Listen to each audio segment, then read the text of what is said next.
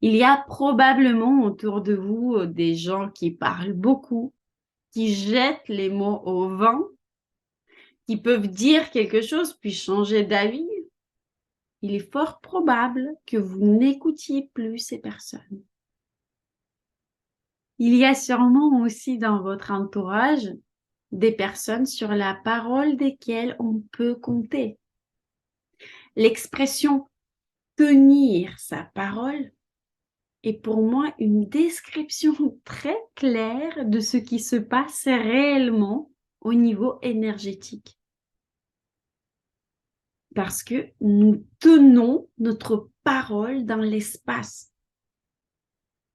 Cette parole devient tangible.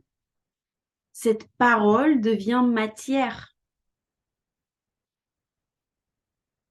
Cela signifie que la parole est solide, ferme, palpable, qu'elle peut être presque touchée et qu'une personne la tienne.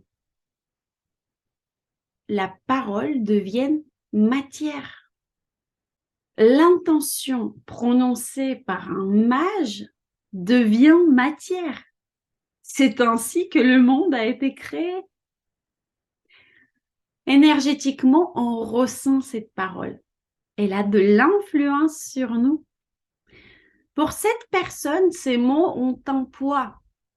Et il en va de même pour ces mots dans l'espace. Donc, rajoutez du silence dans votre discours cette semaine.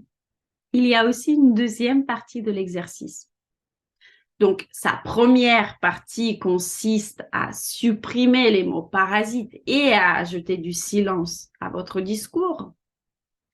Donc, ça veut dire que si vous n'avez rien à dire, taisez-vous. C'est mieux ainsi. Vous aurez toujours le temps de vous exprimer. La deuxième